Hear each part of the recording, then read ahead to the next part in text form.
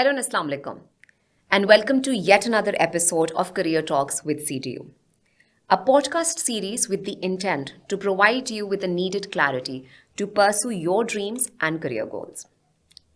While speaking to extremely accomplished, self-driven, and determined visionary leaders, my today's guest is certainly one of them. With 18 years of enriched and prolific experience, serving in various capacities by not only developing but also integrating marketing strategies that feeds market forces, market growth, and also profitability, all in the process of devising some very well-crafted marketing campaigns, keeping up with the constantly erratic consumer needs and market trends. This particular entity successfully navigated his way up to the pinnacle of excellence and mastery. His forte primarily lies in managing almost all the stages of the product lifecycle through idea generation, innovation, product and resource optimization, and most importantly, establishing lasting consumer relationship that feeds the overall optimization of any company. With a BSc in computing and software development from the University of Huddersfield, followed by an MBA in marketing from Institute of Business Management, and lastly, procuring executive education in strategic marketing from King's College London. He is also currently serving as a visiting faculty member in IOBM for nearly 10 years. With numerous licenses and certifications under his name, he has delivered his mastery with his craft and unique skill set in almost the leading multinationals throughout his career. He is also a dedicated member of Pakistan's Professional Forum. He is currently serving as a commercial international business lead at Getz Pharma, that is considered to be one of the largest generic branded pharmaceutical companies having worldwide operations. Please welcome Mr. Atif Rafeeq. Assalamu alaikum, sir. Walaikum assalam. Thank you so much for taking out time for this. We really appreciate it. Going through your profile and doing my research, I was honestly extremely impressed. Because, and I haven't done justice by covering your introduction, I don't think so. But just taking you in the hindsight as a student, were you always somebody who you considered as a born marketeer, or it somehow navigated its way through your academic life? Tell us something about that. Okay, thank you very much, Adila, for such a good introduction, and I'm really grateful. Coming towards your question, I never wanted to be a marketeer actually. I always wanted to be a pilot. Oh. And it's something my personal journey has been taking many shifts since childhood. I always wanted to be a GTP pilot, but unfortunately, due to my eye illness, I couldn't actually pursue that. Okay. And even I couldn't pursue that element of commercial pilot. Right. So later, I had been a very good player of cricket. I also attempted appearing in, trials, and I managed getting selected.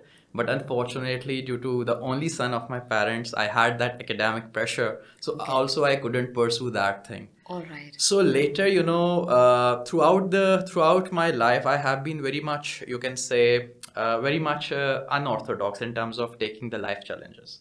So that's the point where I thought, okay, fine, if I couldn't pursue cricket, I couldn't pursue that life aspiration of be a pilot. So then due to some, reasons, I landed in software engineering. Because software engineering was a field, or computer science was a field where you can actually do a lot of stuff. Technological innovation and do a lot of other stuff, right? So that's the point where you can say I changed my life aspiration from flying in the air to actually doing some technological development. And that's the point where I landed doing the computer science. And after that, again, in that career time when I was pursuing my undergrads in software engineering, even by that time also, I never wanted to get into the business management. It has been taking shifts throughout. Yes. So when I tell you a very interesting thing, that when I joined BSc honors in computer science, I did not know how to create an email address. Oh my However, God. when I graduated, I had a gold medal. That's brilliant. So, but since I have been facing some unprecedented shifts, but I don't know. Throughout those shifts, I have been coping up very well, and I think, and that's the reason that right in the next alternative chapter, I actually bring the best out of myself. Yes. So during that undergrad study in the last year, I thought that okay, I couldn't become a pilot. Let's do the final year project in air traffic simulation. Let's remain attached with the aviation field. Yes. So I actually decided to program air traffic control simulation, Okay. and that was something never done before in Pakistan. Right. I kept researching on that project for odd 9 months out of 12 months. And eventually I managed building the air traffic simulation based on artificial intelligence and Excellent. artificial neural networks.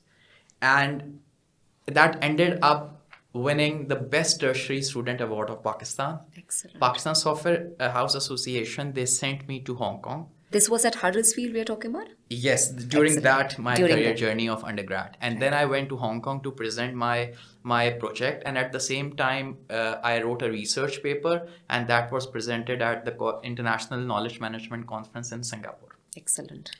After that, I thought, okay, this is my line, and I should pursue with artificial intelligence and neural networks.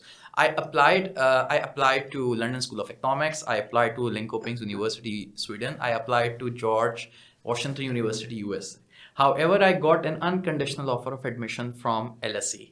So, when you are a student and you get exempted from TOEFL, IELTS, GRE, GMAT, you say, I'm going there. And I was, again, I'm bringing you to that next turn, that when I appeared for the visa interview, actually at that time, due to financial challenges, I couldn't actually pursue my dream of doing masters from LSE. Okay. Because obviously at that time I had that sort of financial challenge. So I deferred my offer, and then I started doing my MBA from CBM that time, but now IOBM. And why marketing? Because at that time weekend programs still, but at that time quite renowned for doing the masters in marketing. So I enrolled myself in CBM and I started doing my MBA. But even in the next year, I couldn't pursue my deferred offer, and eventually I stopped that. My aim of going abroad to do some masters in artificial intelligence, and then I completed my MBA in marketing. But still, I would say that shift was very much planned. Why? Because then I decided that okay, I somehow got my interest in market research and intelligence. So while doing, I tell you that from where I started going towards the business, that I started my career from Annexus Telecommunication in Lahore, and I Yes. was actually ICT engineer there. Yes. And then I actually moved to Karachi, and I started my career next step at Bearing Point. It was former KPMG Management Consulting as a analyst. management consultant. Yes. And then actually amid of my MBA career, I got interest in market research, identifying the consumer behavior, doing market intelligence. So I thought that I should better land at a place where I can bridge that IT, software engineering, and business. And that was the point when I joined AC Nielsen. Excellent. So Nielsen was actually that time the number one market service provider. So I joined AC Nielsen as a senior research executive. Excellent. And that was the point where I would say that gradually my career shift started to change from IT telecom to business management. So that fantastic and brilliant and very, very multi-layered story brings me to my next question. For a lot of students who are considered to be on the side of computer sciences, computing, software development, AI, artificial intelligence, information technology. Is this shift, do these students, I mean, you must have observed some sort of attributes in yourself that made that transition very smooth? Because now the students, while going through those, who are in the who are pre-engineering phases, generally goes through this perplexity Yeah. that whether they can be potential and such, accomplished marketeers in future. What did you sense in yourself? Is it just because of the fact that, coincidentally you landed into opportunities and field of work and studies that helped you, decipher on something or the other that made you, just kind of like just give a little bit more thought to getting with full throttle into the field of marketing? Okay. Adila, my all switches or transitions have always been very planned. Okay. When you face or encounter a setback, it's a very important message for the youngsters. When you actually encounter a setback, it's perfectly fine, because opportunities and challenges go hand in hand throughout your life. Certainly. But most of the time, people actually get landed in a totally no man's land which they never thought of.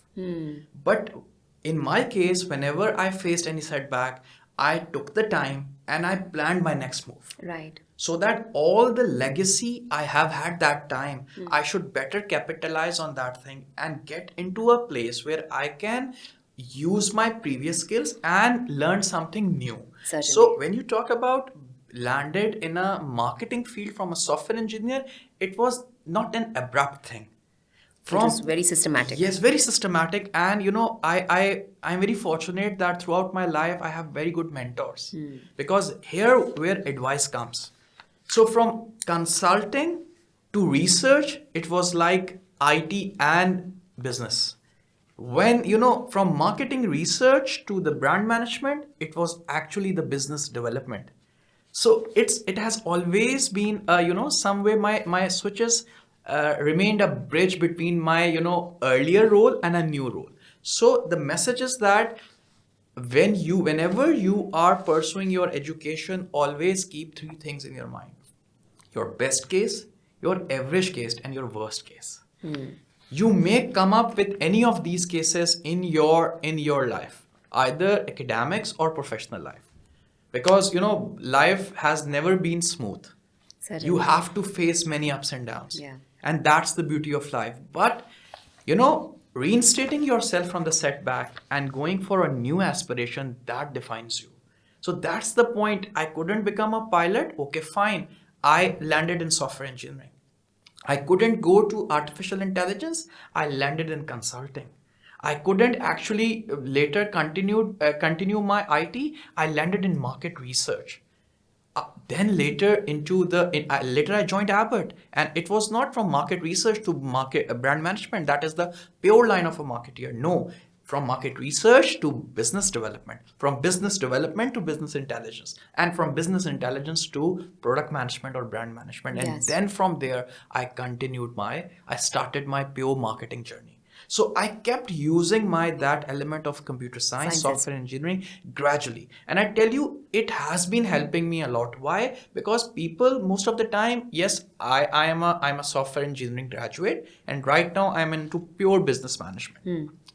But the algorithms I learned during my computer science, the logics, how to define logics, how to design the technical diagrams, how to make project plans, how to all these things have been helping me out. Right. And that's the reason now, whenever there is an element of innovation, project planning, market intelligence, research, or whatever you say, that software engineering has always helped me. So it would be fair to say that anybody out there, any student out there who is on the crossroads of becoming an engineer and is stepping into the field can very well use that skill set in the field of marketing. Yes. Why? Because if you see globally, professionals who are heading the companies, you hardly find like they are the business graduates.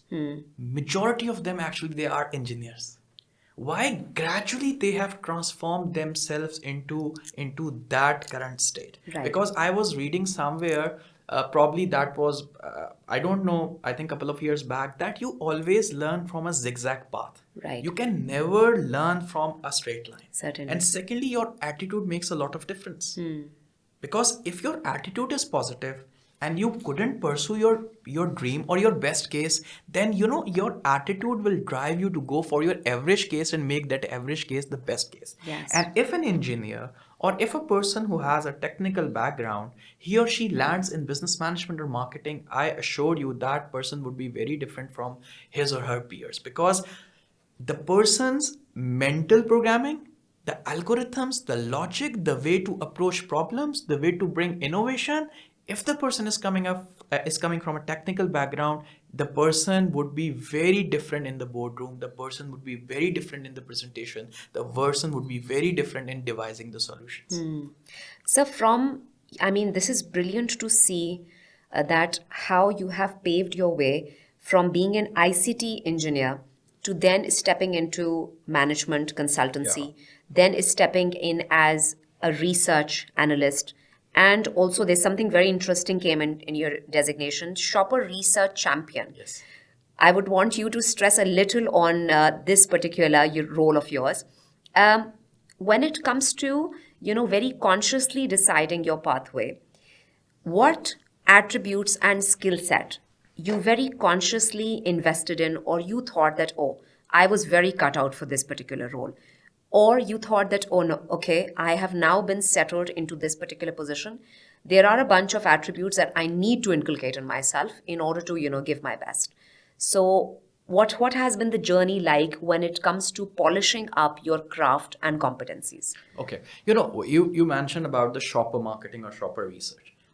Again, coming to the point for all the students, that software engineering experience of 4 or 5 years, that actually gave me the courage to go for challenges. Okay. Because when you do programming, when you do technical, problem solving, when you make a lot of technical diagrams, that array of skills actually opens you to accept new challenges without fear. So coming towards the shopper marketing back in 2008-9, at that time when I was at Nielsen, it was a new field. Yes. And unlike my peers, I opted for it that I would do the shopper marketing. Because shopper marketing was very different from rest of the research products. Even today, it includes like analytics, it includes technology, it includes AI, and it includes marketing. Okay. So that my background helped me to embrace all those challenges, and then actually I started working on the shopper. Right. Coming towards the skill set, it's a very famous saying that whenever you are going for a new challenge, always capitalize on your strength. If for a new challenge there are 4 skills required, better use your 2 existing skills, and based on those existing skills, learn 2 new skills. In this way, your risk will be minimized. Right. So, or your risk will be calibrated. So Certainly. whenever I get into a new role, I always get my new role based on my existing strengths. However, those strengths gave me that courage to learn something new.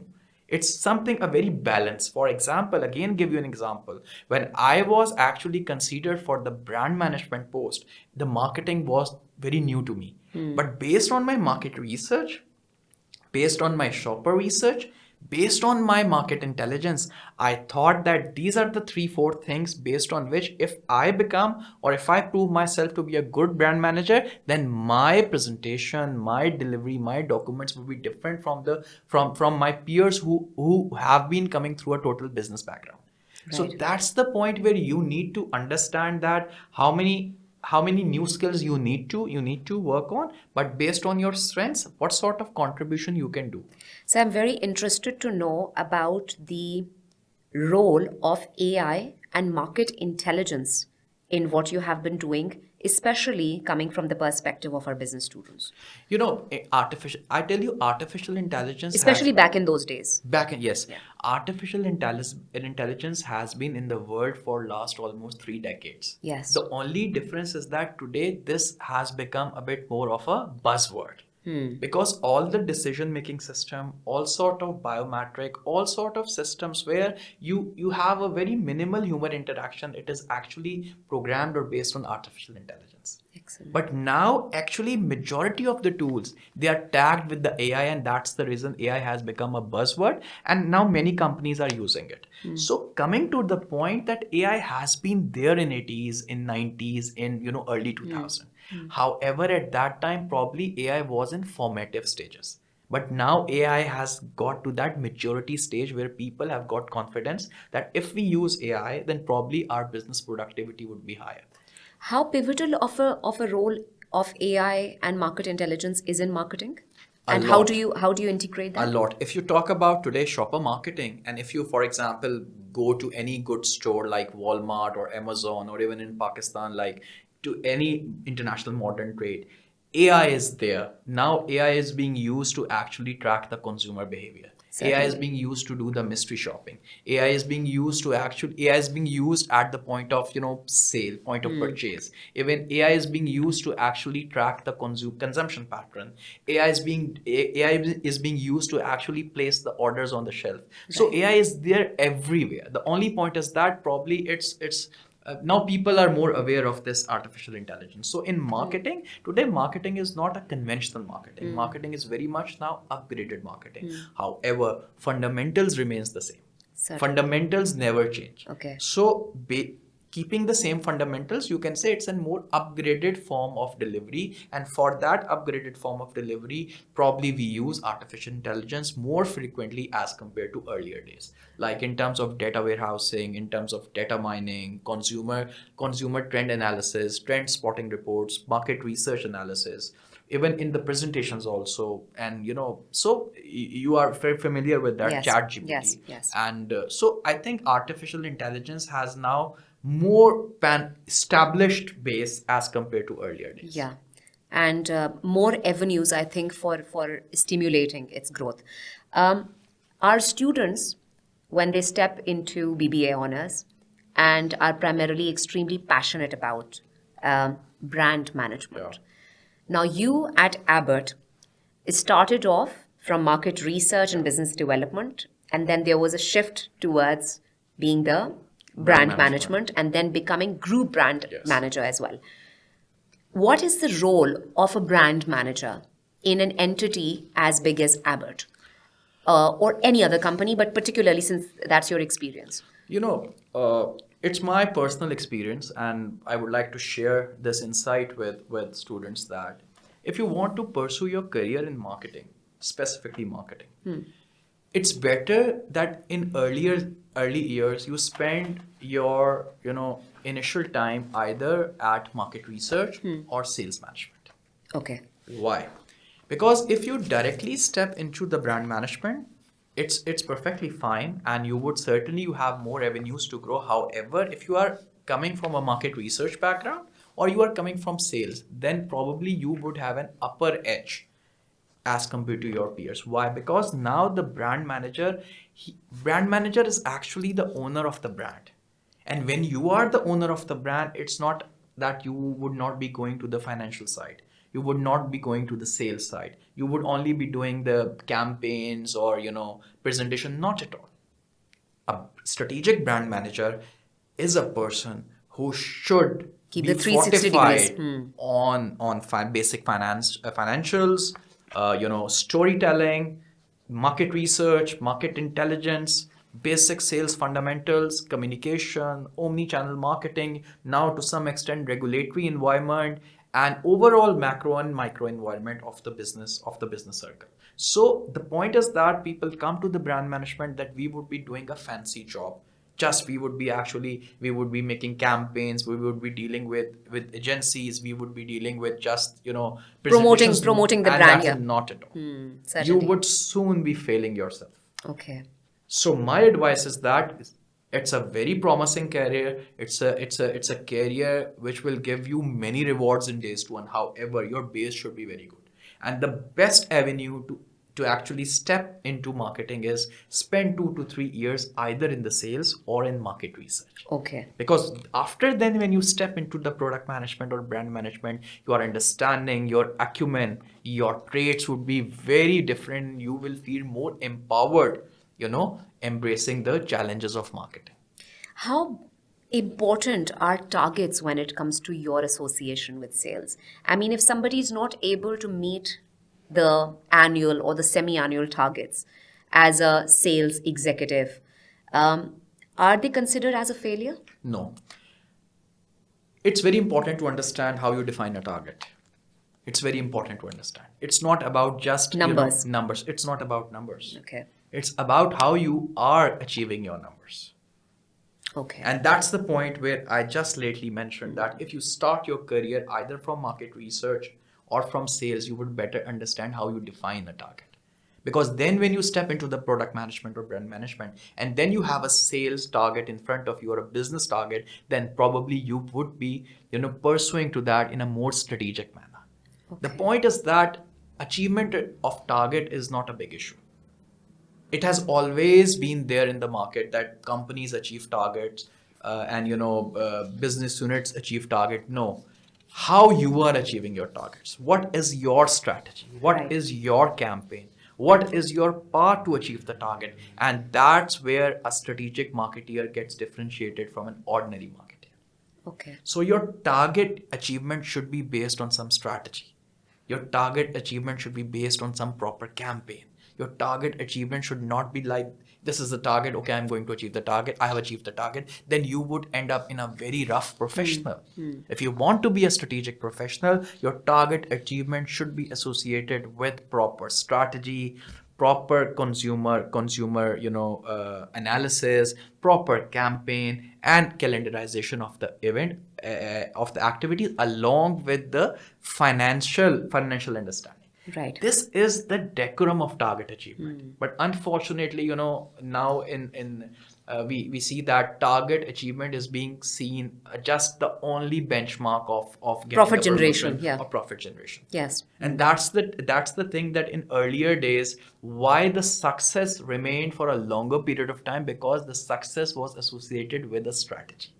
The success was associated with the proper communication mix. The success was associated with the proper strategic plan. So which is there even right now, but due to a lot of, I would say, business revenue significance, probably I say that to some extent that side has, unfortunately, side has got some sort of, I Yes. think Yes. it has faded. Yes. So I think it all comes down to the structuring of trends, Yes. structuring of strategies for the next like 5 to 10 years down the line. You know what, there is a place you need to reach the place, because in order to get to a next level, you have to reach the place. There are two ways to do that. Yes. One is actually start your car a bit early, measure the time, and go via proper route, proper roads, proper everything. Don't actually put your car in a very turbulent state.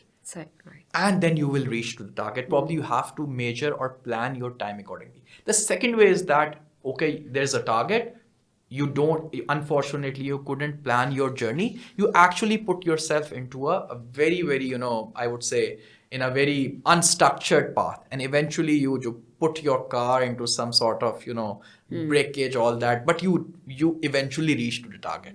But reaching targets through both routes, actually you will see that there is a difference.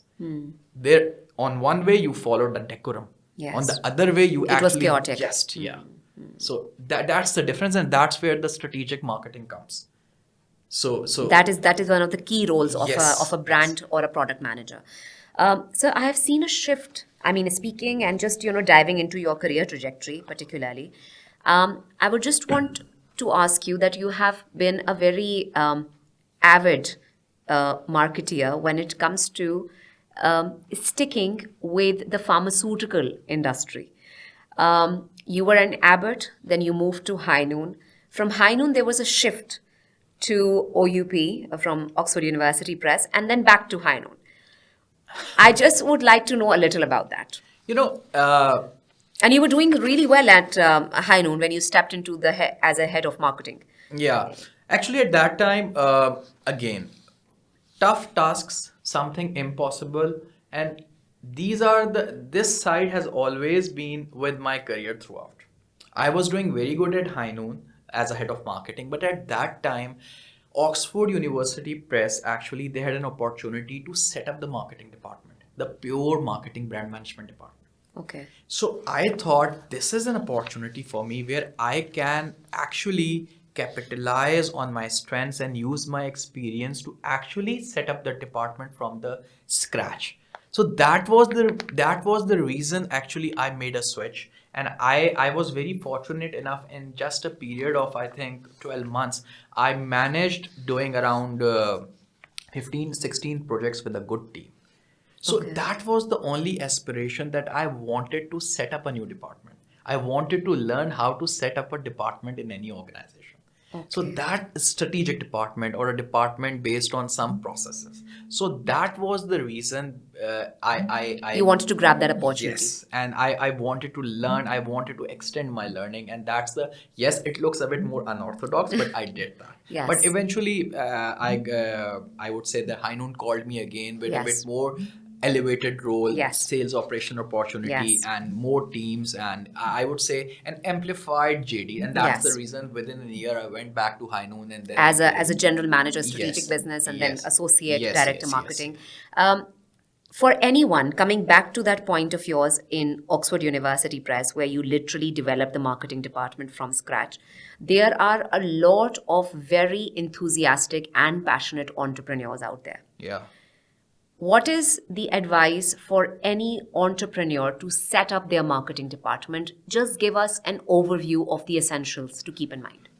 I think to set up a marketing department, first of all, you need to understand what sort of products you have for the market.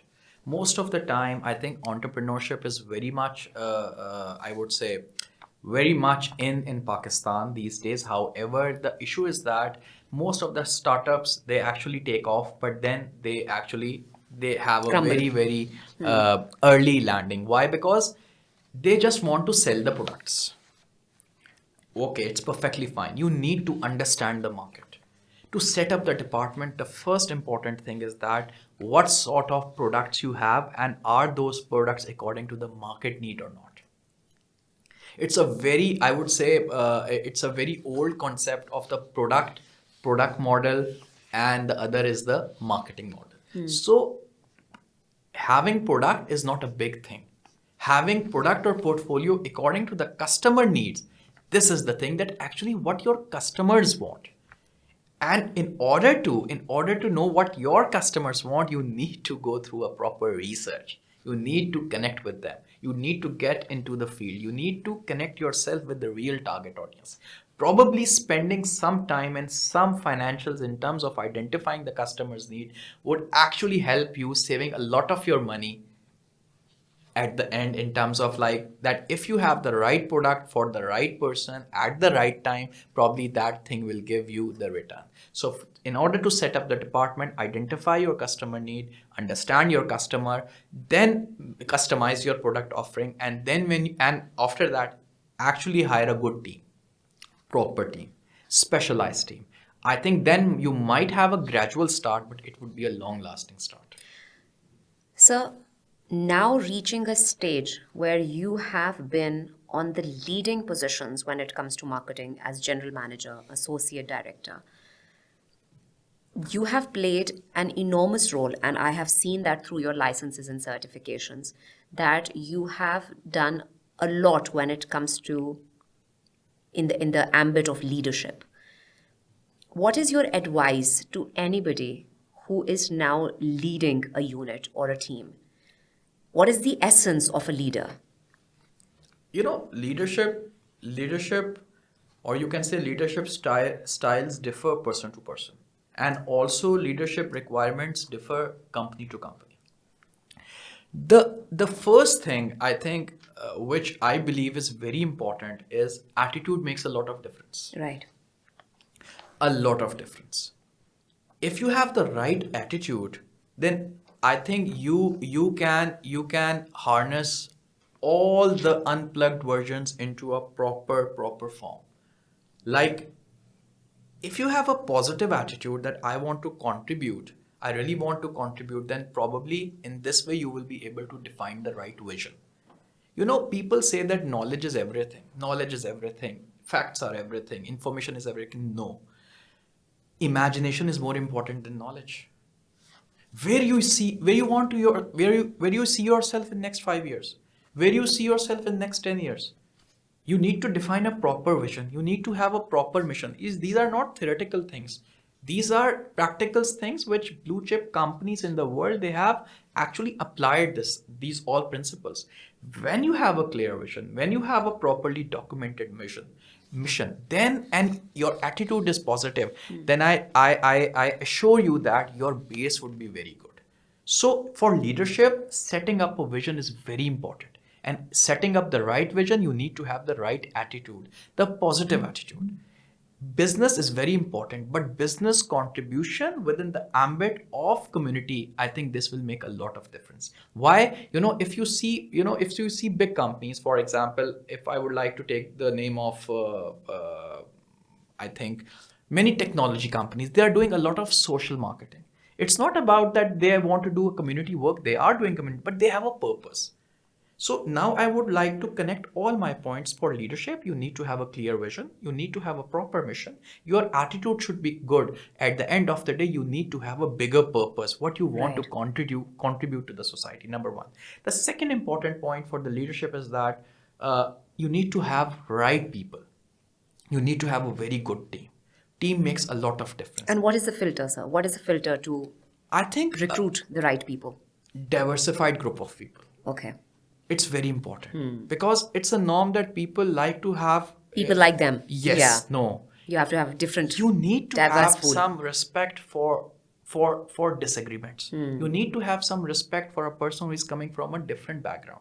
I tell you, people say that the person is a pharmaceutical marketeer, the person is a telecom marketeer, the person is a FMCG marketeer, the person is an aviation marketeer. No, if your basis are good, if your fundamentals are strong, I assure you, you can flourish anywhere in the world, in any category of the business. It just takes 3 to 4 months to understand that business. Therefore, after that first thing, you need to have right people, rather diversified people. Right. Th- that set of diversified people will help you to grow to a very different level, unprecedented level. Why? Because they all are coming from different background. So they would help you to get into different areas of business. Right. If you have if you have people who are experienced, but they all are coming from a same background, you will most likely end up into the same market category. So it's better to have a diversified team of people. And when we talk about marketing diversity, it's a very vast field. For students who are undergrad students of business today, they are generally confused. They might not be the best sales executive. They might not be the best people when it comes to devising promotional strategies. They might not look, or they really are passionate about becoming a product manager in the future. It's a very vast field of marketing that has various, it's very compartmentalized. How should a student of today or a young graduate or a fresh professional dissect their abilities to know that this particular division of marketing is very suited or cut out for me? Yeah. Okay. I just give you my example. IT, consulting, market research, business development, business intelligence, brand management, portfolio management, and then in publishing, in pharmaceutical, in OTC business. So I have been carrying a very diversified background. Yes. Yes. Throughout this journey of 19 years, I have figured it out that I am good at ABC areas. So when you yourself figure out that you are good at these areas, probably you would be at a better place to actually contribute to the company. Right. So it's very important. That's the point. I said that if a marketeer starts his career or her career from market research and sales, the person journey would be very different because he would have a very broad horizon to see the business management. Right. Because when you do the research, when you do the intelligence, you get to know that how the ground is built, how the ground is set up for business. What are the variables important to actually set up a building? And when you are in the sales, you know how to sell the building. Yes. So that's the point. When you have the basic knowledge, the one is the fundamental of setting up a building, and second is the fundamental of selling the business, Right. selling the building, and then you come to the main product management. You would be having a very different background. So when you are actually coming, or you are actually having that traverse of marketing roles, then at the end, when you end up into a strategic role, you would better know that okay, you are good at it, and you should better contribute and play on your strength. So that's the point: diversity within your own career path and diversity within your team. Because I tell you that when you have people from different background, they contribute a lot. You may have disagreements, I think, which is perfectly fine. Yeah. But at the end of the day, disagreements or varied opinions, these things always help you to grow. Help you, yes. And actually they break that status quo. And in the business, we have very it's a very prominent, I would say, much applied model of modern marketing is the blue ocean strategy. Yes. Why blue ocean strategy? What's Yeah. the difference between blue ocean and red ocean? It's something. PwC also Yes. is getting into it. Yes. Getting into uncontested market. Yes. You can only get into that side of the business when you have a very documented vision, mission, diversified people, and these all elements actually help you to get into that new space. And that new space will help you to go for a purpose in. So it won't be wrong for me to say that diversity and having a diverse set of marketeers is going to be the formula to distinguish yourself from the crowd. Yes, it is always. You can just, if you want, go through the Harvard case studies, go to Kellogg's case study, go to INSEAD case study. Just pick up any Ivy League and, go through their business cases. These are not theoretical. Always, based on some real world examples. Diversity, uniqueness, innovation, capitalizing on your strength, getting into the new areas. I think diversity makes a lot of difference. However, along with this business, these business elements, I would emphasize that for a marketeer, and tell you, transformation is a long journey. Transformation of a company is a long journey, as transformation individual. of an individual is a long journey. Certainly. It doesn't happen overnight. Right. You have to face many ups and downs. But your attire, your delivery, your communication, your own vision, your own, I would say that your continuous improvement, these all things would eventually make you not only a good marketeer, but a good human being. Brings me to you particularly because our students get very excited, and anybody would. I'm very excited to interview today, considering that you have reached that pinnacle where you are now becoming an institution for all of us to learn from. What different do you do as a professional, as this thriving professional who has reached this level of success? What is something that you do different than any other comrade of yours? What does a day in your life looks like? Are you invested in certain activities, habits, lifestyle changes, patterns that we need to inculcate as well if we need to reach somewhere as a little close to you? Again, thank you very much, but I still think that I need to learn more, and I We still all do, sir. We all and I do. still think that probably I have more strides to take. But coming to the point that what should be the traits of a successful, I would say, business professional. Number one, you have to be a principle-oriented or a disciplined person. Right. It's very important. It's very important. If you are not disciplined, I tell you that regardless how much competent you are, how much intelligent you are, you would end up doing nothing. You have to be principle oriented, you have to be disciplined, and that is the foremost thing in the life. Either you are actually running your own business or you are having a proper corporate career. Number one. Number second, And this element which I am going to share right now, I now hardly see in our younger generation, and that is reading. Right. Students or even professionals, they don't read. Read, They yes. don't invest actually. And that is the reason when they talk, their talk does not have that depth. Reading is I very agree. important. Yes. It's very important. If you are reading fiction, perfectly fine. If you are reading business book, perfectly fine. You need to read. You need If to you read. don't want to read books, okay, start reading newspaper. You know, Be reading in a helps. habit of reading. Yes.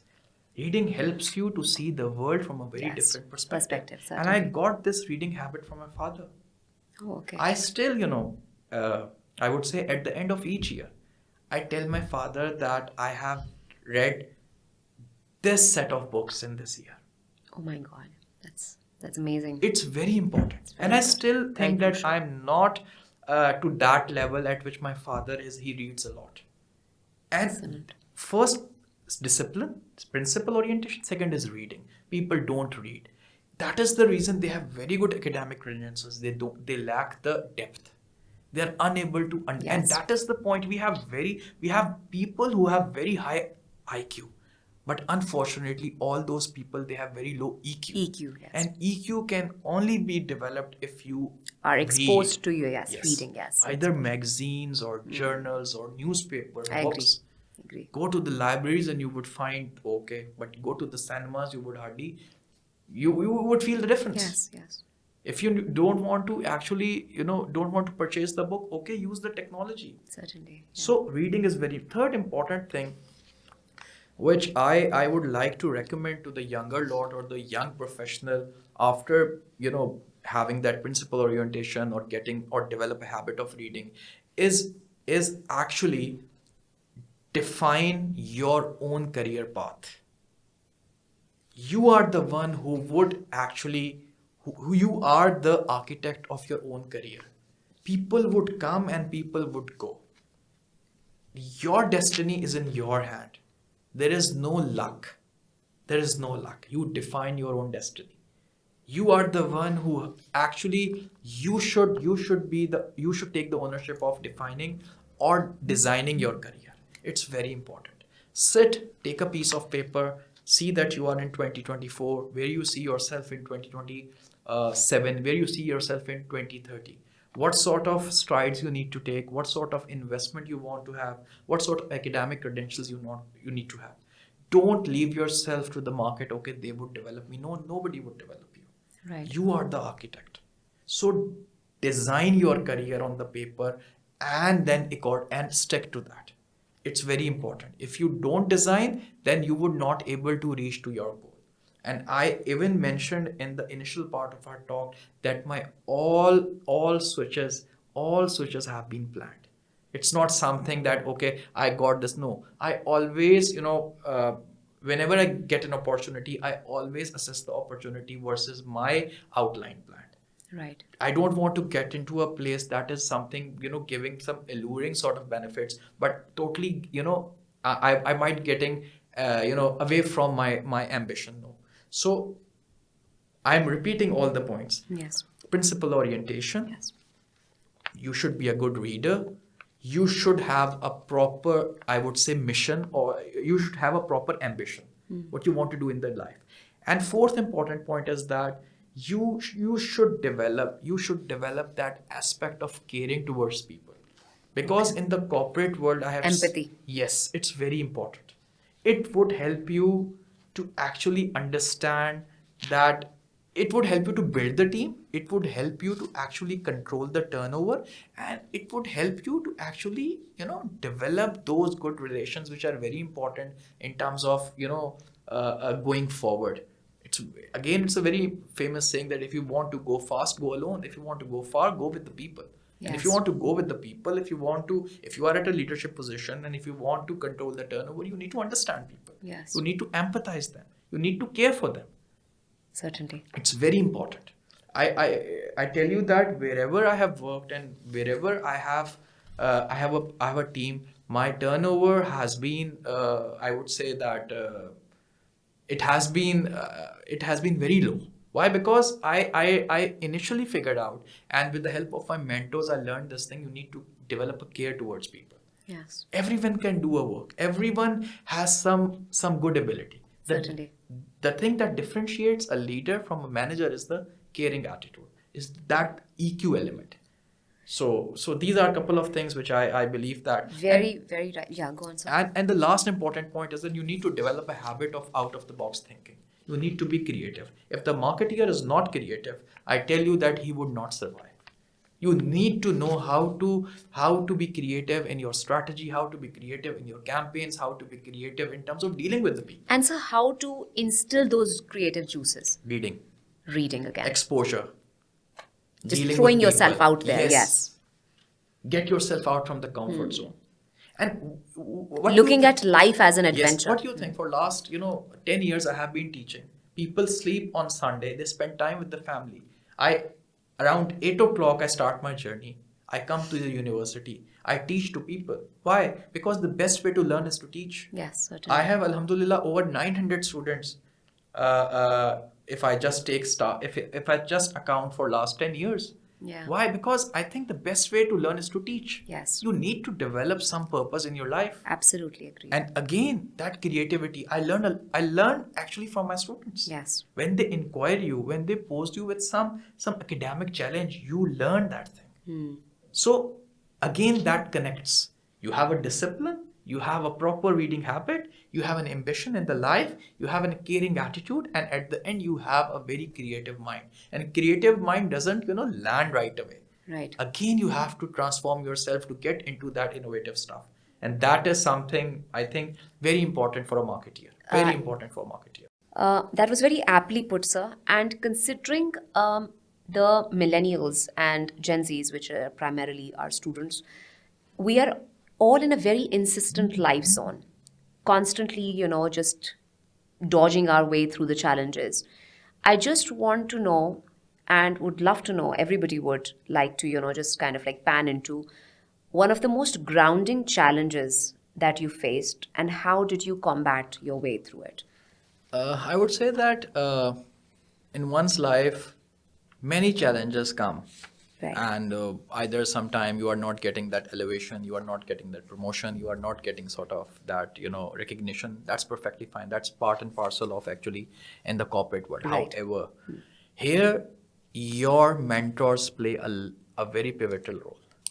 Because if you have good mentors, and I'm very fortunate that I have a couple of them, and because of them, I would say that I managed cooping up all those challenges. Why? Because it's a very famous thing that always surround yourself with mentors who believe in yourself and your potential. Yes. Because if you are with them, then regardless how many downtimes you face, either even most of the time they help you out in your personal moments also. Yes. So if you have good mentors, then I think you would manage cooping out of those challenges very professionally. And I think but one has to prepare for the setbacks, one has to prepare for the tough calls, one has to prepare for ups and downs. It's the part and parcel of a person's life, or I would say the corporate But life. then this is the generation that takes, does not understand or fathom the fact that there needs to be a time when they step into a position and a role and they get very quickly demotivated if they don't get what they deserve. That demotivation somehow is not worked upon and is hampering the productivity eventually. The productivity obviously does not generate the results. They dread coming to work. They don't want to work for an employer anymore because the expectations are so skyrocketing high.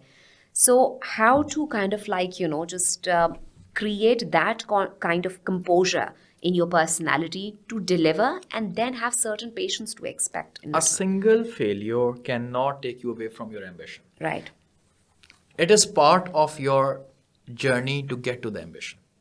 It's that moment that is making you more strong. So as I explained in the earlier part, that if you are disciplined, if you are a very good reader, if you have A plan, vision, yeah. you have a proper vision, if you had guidance from the mentors, Right. then I think these moments, they would come, because that's again that package of your journey, but you would manage coping up with that, because you would not get everything what you want, and a single failure or downtime It's not can, going to define you. yes, you should not be leaving the place, you should not be sitting at home, you should not be start behaving in a very or you should not be going astray. Rather, you should remain composed, take your time, take a day off or take some days off, consult with your mentors, rejuvenate yourself, spend some time with the nature. And I tell you, these are not something the bookish thing, these things help.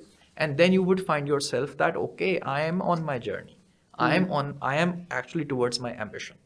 And that's the point, our I would again say that if you have a diversified background, if you are coming through different roles, if you are meeting different people, then I tell you that this sort of, I would say, diversified journey would certainly help you out more professionally and in a more composure while dealing with the challenges. Right. So, with the growing and very aggressively growing technological advancements, our reliance on machine learning, data analytics, AI, chat GPT, IoT, it has just, escalated like anything. Yes. What do you think it's a good reliance to have, dependability to have? How should one, strike that balance when it comes to technological integration? And I mean, do you think it's doing justice to a lot of students who might be a little resistant to technology? How do you look at it? There are a couple of things which you cannot avoid. You cannot avoid You will have to catch up with. Yes. The point is that you need to define that principle. That if your fundamentals are good, if you're on your track, if you are towards an ambition, then better embrace all these technological advancement, however, with a proper balance. Because you cannot use everything in order to fuel your growth. AI is there, but if AI is actually giving you some benefit, okay, take it. Internet of Things, I think we are into that. That's fair, Yes. right? But Chat GPT, okay, I think now everyone uses that. But if you are using Chat GPT, but if your fundamentals are strong, then that Chat GPT would further amplify Enhance you. you. But if your fundamentals are not strong, that Chat GPT would actually take you a totally different Different state. stage. So It will rust your potential. yes, these technological advancement are actually the value added services towards your towards your product, towards your offering, towards your life. But you need to calibrate. You need to calibrate. Again, I have been emphasizing on this fact. See your vision, remain disciplined, Right. be a good reader, have good advices, and then use all these sort of modern things. I think you would, and these are some doable things. Right. But if you are not making that set of your life, I think then this simple mobile phone can actually just take your entire day. You would Right. keep Yes. scrolling, you would keep watching clips, you would keep doing browsing, Facebooking. But if you have a proper discipline, 24 hours, I think this would just be an aid. Just be an aid, an Yes. enhancer. It cannot replace actually going on a walk. This mobile cannot replace spending quality time with your family. Right. It cannot replace. These are just the value added things, important things, but value added Value-added things. things. These are just the additives. Yes. And a lot of scrolling, like you mentioned, is done very brainlessly. Yes. It's And it takes a lot of your time. a At lot the end of- of the day, you see, okay, 5 hours, 3 hours, 2 hours, Gone. but Could you have been are productive. actually away from your main. I was reading an article from Harvard, and it was written that people who plan their off days, they eventually end up reaching to their goal more than the ones Who who don't plan. actually spend their off days like just a day without leisure. any, yes, a Yeah. leisure day. Always plan your leisure, always plan your vacations, always plan your off days. Excellent advice. Great.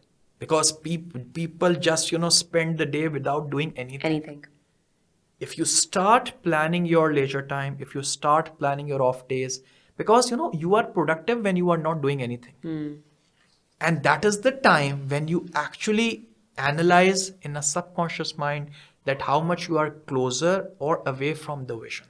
Right. But if you plan your off or leisure time, then that subconscious mind would be programmed in a very good direction. Excellent.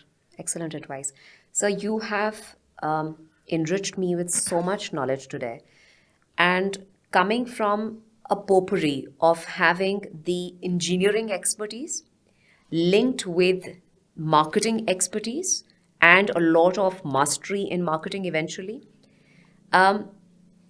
any final piece of advice to the young marketeers and also students who are engineering enthusiasts, mathematicians, slightly more technical geeks? Any advice, final piece of advice for those? Do you think it is essential for a marketeer to be a very extroverted personality, to be overtly enterprising all the time? What is the final pieces of wisdom that you would like to give out to these professionals who are finding their way through? I think it's not necessarily mean that you need to be an extrovert, because there's a very good book by Susan Can, Power,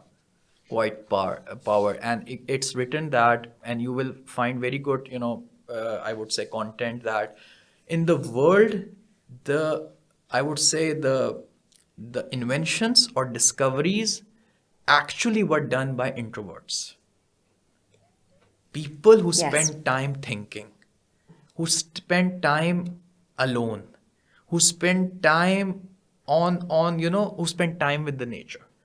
Yes, it's a norm that marketeers are extroverts. I would say that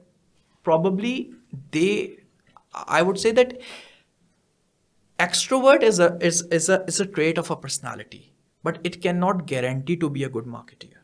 The point is that you need to manage your time well. You need to give time to your thinking. Number one. Number second is that strategize yourself. Strategy is about shaping the future. Strategy is about doing what not to do.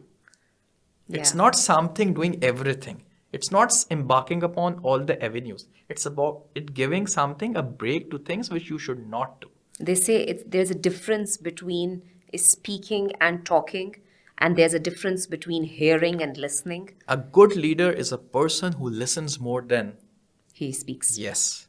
You can only listen more when you have that good knowledge base inside you. Yes. And good knowledge base can only be developed if you read. If you read. Excellent. You should not be contributing for the sake of contributing. You should not be asking questions for the sake of asking questions. You should be contributing where it's required. Very good point. Excellent. Being silent does not mean that you don't know anything. Yes. It means you carry a wisdom. You carry some insight. You know when to speak and when not to speak. Excellent. Because you spend entire life learning this thing, that what to speak and where. That's lovely. But you learned speaking at a very early age. So yes. That's the whole journey of learning. Certainly. To decide when not to speak. So that's something. My final piece of advice to all the young professionals and even the students, number one is identify your strength and play on your strength. Keep learning, keep developing your new skills, but remain on your strength. It's very important. You cannot do all the things. You are good at three things, better capitalize on it, number one. Number second, plan your life, plan your career, and plan according to an ambition. Don't keep yourself open-ended. Otherwise, others will plan your life. Yes. You are the architect of your life. Of your own life. You will define your own luck. Third important point, develop a habit of reading. If you would not read, you would never able to lead. This modern world where the bombardment of information is there, Yes. your reading will help you to identify which information is important and which is not. So Certainly. reading is very, very important.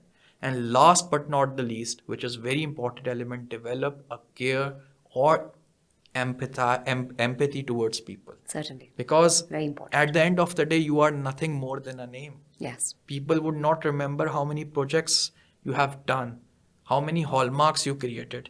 People would just remember that, okay, this man was there. Yes. And that recall can only be associated with care, empathy, and your overall personality. So better invest on yourself, keep a caring attitude towards people, and take care of them. You would get many rewards, probably not sooner, but certainly. Certainly. Thank you so much, sir. It was an extremely enriching, very learning orientated experience for me. So thank you so much for giving us your time. Thank you very much, Adila. It was really, it was nice sharing my thoughts, Yes. my I would say, my insight, my foresight. learned a lot. And I think pleasure. And thank That you very that much. is one of the reasons that I believe that CBM is not leaving you anytime soon. It's been over a decade. Thank you so much. I hope that the business students of today learned and will eventually be maximizing their potential. I learned a lot, understood the importance of maintaining a decorum, being disciplined, being empathic towards your team, towards your surroundings, having the right kind of, inculcating the right kind of habits in yourself, developing a very avid interest towards reading, instilling, giving yourself the needed exposure so that your creative enzymes are activated, and most importantly, constantly aiming to design your future so that eventually in your professional spheres you leave a legacy behind. People remember who you are, not only what you did. Thank you so much, and I will see you in the next episode of Career Talks.